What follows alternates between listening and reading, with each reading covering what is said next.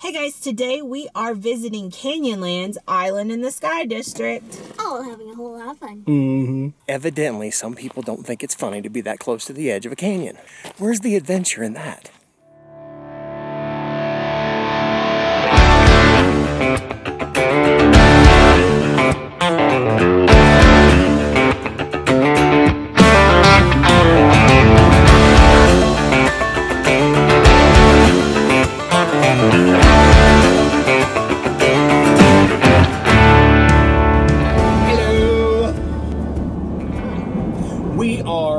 To Canyonlands again today. We call this Canyonlands Part 2. We're gonna go to a different side of the park today. The other day we drove, it was like a 2-hour drive one way to get to the Needles. So again, it was one of those where it was a day trip. When we had the dog with us that day, and so we couldn't hike like we usually want to, but we didn't want to be away from Ock for that long. Well, with because 4 the hikes hours were of gonna be, it being driving alone, we didn't know how long the day was going to be, and so we just didn't. Right. And so today we're going to the part of the park that's much closer to where we're staying. We are going to Island in the Sky. That is where we go. What we gonna see? Oh heck, we don't know.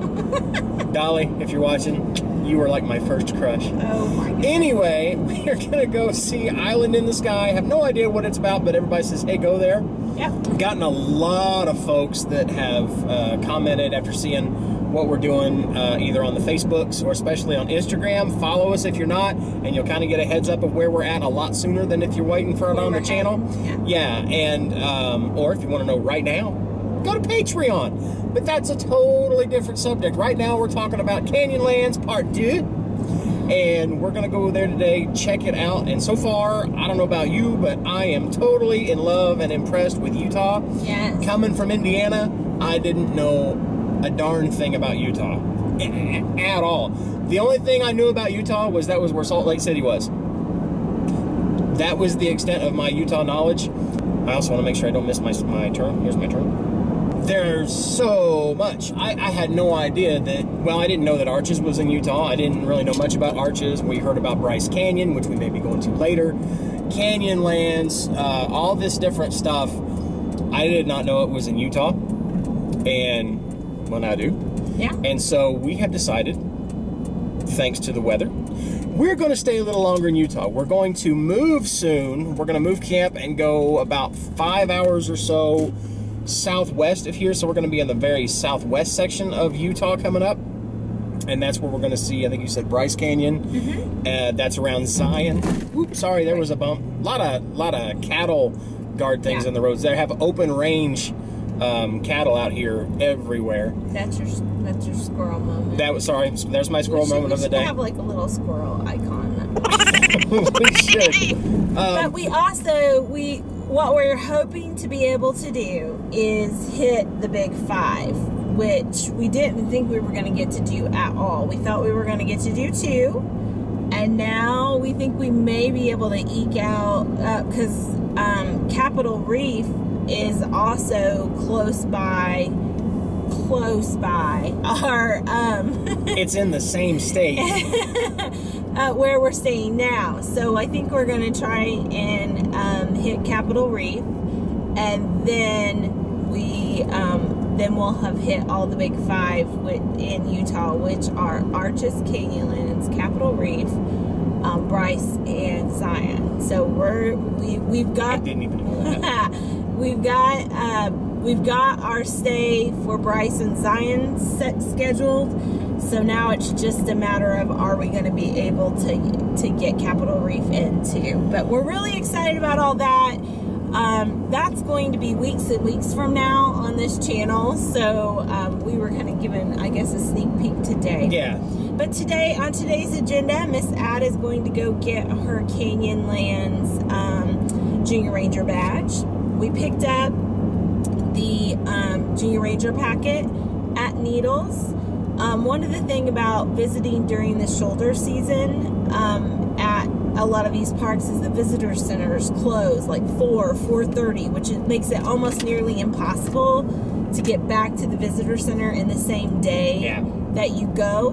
But especially because we don't usually get that early of a start. Maybe if we got up at like 6 o'clock in the morning. Well, but one of the tips that we're learning is to go later in the day and there's even less people, is what it says. So that's one of the things, and that kind of works with how we work. But anyhow, one of the tips, the ranger at Canyonlands... I'm getting a shot of this, by the way, because it's just too daggone gorgeous. One of the tips that they gave us was that you can get your Junior Ranger packet at any of the visitor center, and that actually, if you were going to Arches after Canyonlands, they have Canyonlands Junior Ranger badges at Arches. So Arches and Canyonlands kind of work together to help you. Which they should. Yeah, to help you get to be able to be at a visitor center, talk with a ranger, and get the appropriate badge. But today we are going to Island in the Sky, which is still a part of Canyonlands, so that's where she's going to talk to the ranger and get her Canyonlands badge. I'm telling y'all right now, if you're sitting here wondering, where should we go on a family trip? I'm telling you, I'd have never thunk that anybody would say Utah. And again, it's because I didn't know anything about it. I'm thinking Utah. I kept trying to tell him, I'm like, we are going to go, we've got to hit Utah, and I really wanted to go during one of the less popular, less times when everybody was rushing here, just so he could kind of really take it in. And I'm like, we're going to try and do Utah in the fall. And I don't think you really understood what I was trying to get at. Well, see, we went to Arizona. So we saw the Grand Canyon. We saw California. Got to see the Pacific Ocean, which was a huge thing on my bucket list. New Mexico with white sands, and then just recently to Albuquerque. And I'm like, how do you top that in Utah? What's in Utah? I've never heard anything about Utah. Well, that's because I didn't read up enough. Because had I known this was Utah, no. Yeah, I don't nerd out quite like you do. He always wants to plan things, but he doesn't want to read my books. Okay, little confessional moment here. You should see it when we go, we really need to start planning our next trip. Like, the first week of it is we just talk and we think, well, where are we going to go? What are we looking forward to doing? And I'm like, well, I enjoyed out west. It was wonderful. It's completely different. And I'm thinking we're going to go back southwest, of course, again, because Texas is out there. But then about a week after that, these books start appearing at the end of our bed. And then every night, the nightly ritual is for her to pour through these different books and atlases and travel info and everything. And then, when it's time to go, I kind of have an idea where we're going. She's studied up on everything and knows exactly where to go. So I'm glad I've got her as a partner in crime to do this, because I'd never go to Utah because I didn't know anything about it. I'm really seriously trying to tell anybody who's watching this who lives in Utah or loves Utah, might be going, what is your problem with Utah? I have no problem with Utah. I had no problem with Utah. I knew nothing about Utah. This video could have a drinking game with as many times as you said Utah. We don't advocate that. No. But hey, Utah. Somebody just fell over. Anyway, oh my gosh. I'm going to have to turn the camera around, because on our way to Canyonlands, when you turn off the main highway, all you do is go up. And so we're now on the up. Walking Dead fans. We're on the up of this highway that's taking you where you could see for miles and miles and miles in any direction. So we're going to shut up. We're going to see Canyonlands. And we're going to show you Canyonlands.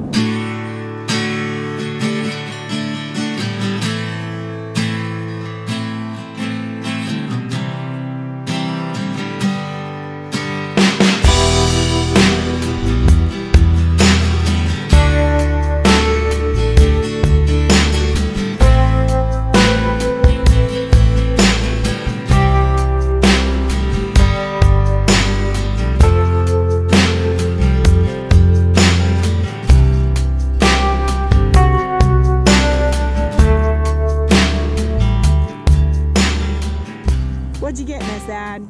I got a mountain lion notebook. A notebook? You got a notebook? In my defense, it's one of the native animals. One of the native animals. So it's relevant. It's relevant, okay. Well, we'll have to see lots of pretty pictures drawn in it. Okay. Now let's go try and find your daddy. Yeah. Here, Mikey. We oftentimes lose Mike. He needs a little beacon on him. I still don't see Mike, but holy cow. Oh, I found him! A Mikey in the wild. Of course he's by the edge. That's where you find Mikeys in the wild. It's probably better I'm not over there.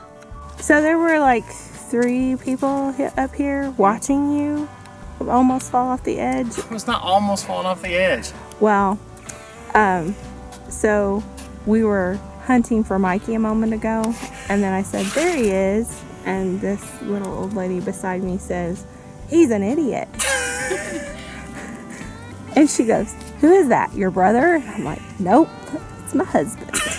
And I was ready to chime in, and my dad. And my dad. And then she goes, and I'm calling him names. Yeah. Hey, speak life, y'all. So we literally just got in the truck, drove about a half mile, and there's already another viewpoint that I'm getting ready to show you guys. And I guess just to see how many more people will call me an idiot, because I want to get that good shot next to the edge of a canyon, Schaefer Canyon as a matter of fact. So I'm gonna go exploring. I'll be right back.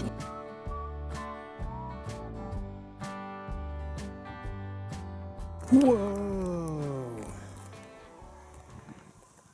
Maybe we'll take a couple steps back. So about the only 2 things I'm really scared of are spiders and heights. Now, I'm getting over my fear of heights, especially being someplace like this. I'm good. Don't show me a spider, because I don't think that's going to happen.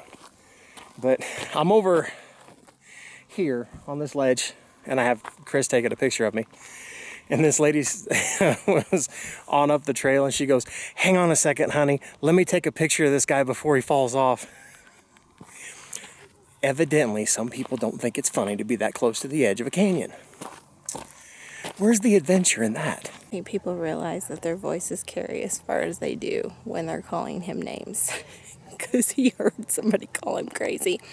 And so he hollered back at them just then. He technically is being safe, I guess. It just looks like it's drops off, but he's actually got area around him. I still don't like it though. I'm gonna have to get one of those child safety harnesses for you. You know, the ones with like the little bear backpack. It's not that bad. That I can yank the cord and pull you back.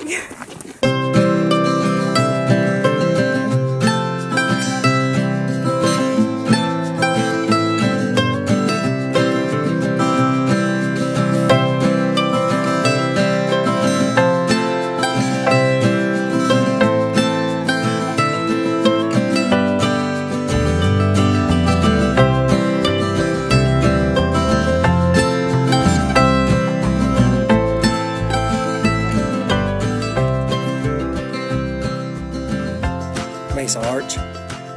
Somewhere along the way I've lost my wife and my daughter. I'm hoping they're on the trail behind me somewhere, but that's Mesa Arch. It's about a half-mile walk back here, and it's not bad at all. We're about almost 6,000 foot high in the air, so when you're walking around, don't be surprised if you huff and puff, or if at least you see me huff and puff, because air's a little thin and I'm not. But it's just so beautiful. I know I keep saying that over and over. I keep saying the words Utah and beautiful, and I do that for a reason, because they go really, really well together. Found them. He's even risking his own extinction. It's this way, guys. You follow the Karen. Or is that how it goes? Karen? Karen. Like, baby, I'm caring about you. Then stop climbing up that stuff. I can't. It's so much fun. We are headed to Mesa Arch. It is a half-mile loop. Should take about 30 minutes to get up and back. Here we go. I can tell we're rising in elevation. You can. Feel it in my legs. This elevation has us breathing hard. So you see how the texture on the ground is like really, really rough? Mm-hmm.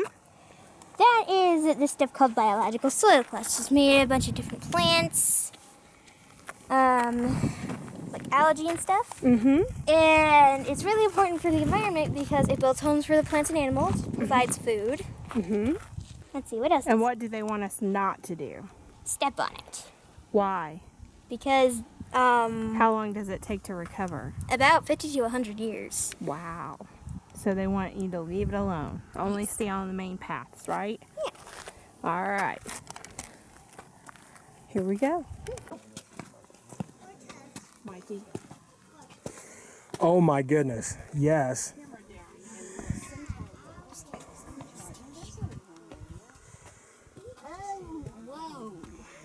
You feel the breeze coming off of it.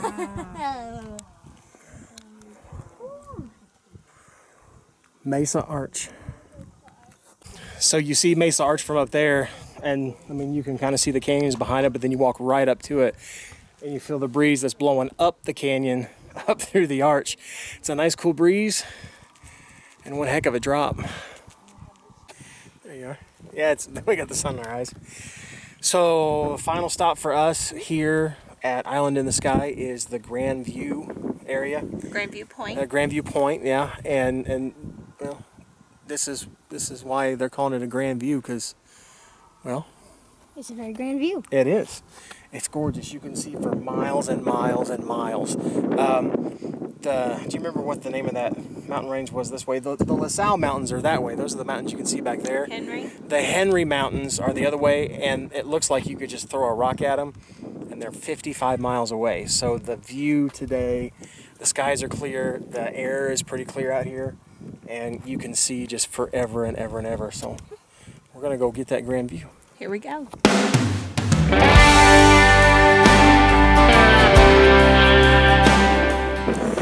So way off in the distance is the Green River, and it's really windy up here, sorry.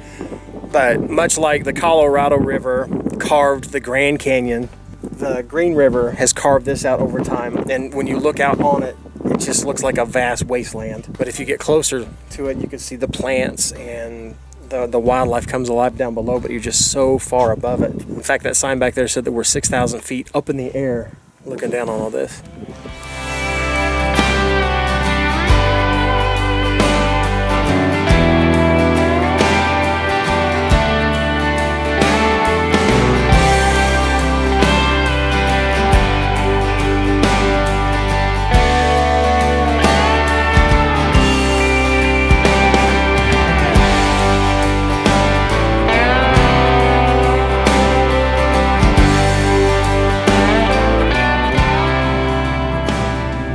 So Island in the Sky, what did y'all think of that today? Really, really, really cool. What did y'all think? Down in the comments below, what was your favorite part of today? Mine was the end, the Grand View Point. Yeah, I kind of like the Green River. I think it's because we have a connection now to the Green River. True. And I just thought it was really cool, and that was my first look at how it like drops off. It's super cool. I look like an angel, the sun. Oh, yes, the sun's coming. I'll try to block it for y'all. What was your what did you like in the park, Addie Grace? I said I like the Mesa Arch. The Mesa Arch. The Mesa Arch was cool. That was really, really cool. It was kind of windy and really beautiful. Oh yeah, up there. when you actually stand up in the arch and the wind's blowing up the canyon up to you, that was like kind of wow. Yeah. But if you comment down below and tell us which part you liked, we'll randomly select some people to send some of our travel postcards to, because I'm collecting everywhere we go, so we need to get some of those out there. Yep. I like learning, and I think this is really making me want to read up on John Wesley Powell, who was a one-armed Civil War veteran. Really? Who took a band of merry men. I don't think they were that merry. But well, they could have. I'm sure they were excited when they first started the expedition, but they traveled the Colorado and Green Rivers in 6 boats. He took 9 dudes with him, and by the time the expedition was over, he had 6 dudes and 2 boats. Did I say 6 boats? I don't know. 3 boats. 3. Oh, you're counting like I do. John Wesley Powell explored the cattle guard He explored the Green River and the Colorado River. He took 9 guys and 3 boats and explored all the canyons. And the detail he talks about, you know, the buttes and the unscalable cliffs and the walls of stone that were just hundreds, if not thousands of feet tall. He did a good job of describing those. I'm wondering if we can find some books. I bet we could, or if anything, my books. we could. Yeah, you and your books, or we could Google it. That's true. But he did this long expedition to explore the canyons around here, and when they got done with the expedition, the 9 guys that he had turned into 6, and the 3 boats turned into 2. So it's kind of making me interested in seeing what the backstory was on that. So do you think something tragic happened, or do you think those people just parted ways? I don't know. Maybe some dudes were like, "Nah, dude, I quit." Or hopefully, for their best interest, that's what happened. But everywhere we go around here, I see John Wesley Powell's name. So something that I want to kind of read up on. So you can then be the more you know. Oh yeah, we can do the star rainbow. Now we're gonna head back to the cow, get some dinner. Yes. And we're hungry. Mama made a great breakfast this morning. Bacon and low carb biscuits and gravy. In my foodie. We're digging the foodie, yo. But now we're gonna go back and do some grilling. Yes. And Addie and I are gonna do a little editing together. I'm gonna kind of teach her the ropes on how to edit videos, and she has made a little documentary of her father. And so we're gonna spend some time together, just kind of having some daddy-addy time tonight. Cattle guard. They're everywhere out here. By the way, if you like what you're seeing here, give us a thumbs up down below. And if you have not become a member of the Crock Posse, what is the Crock Posse, Cris? That is our slow cooking, traveling, pressure cooking, foodie loving family. That's right, and if you want to be a part of that, the dues are really cheap. All you got to do is click the subscribe button down below, and boom, you're a member of the Crock Posse. Don't forget to comment down below for a chance to get an autographed postcard from us from one of our travels. And also, if you want to know what we're doing as soon as we're doing it, click the bell. Miss Ad, what's that bell called? The ding-a-ling. The ding-a-ling is correct. Click the ding-a-ling and we'll let you know as soon as we put up a new video. And whatever you do, laugh often. Eat good food. Speak like. See y'all. Bye. So raise your right hand and repeat after me. I am proud I am proud to be to be a Canyonlands Junior Ranger. Senior Ranger. I promise I promise to protect protect and take care of and take care of plants and animals, and rocks and fossils, and sticks and bugs at Canyonlands National Park. At Canyonlands National Park. All right, great job. There you go. You're welcome. Thank you. Good job. Yay.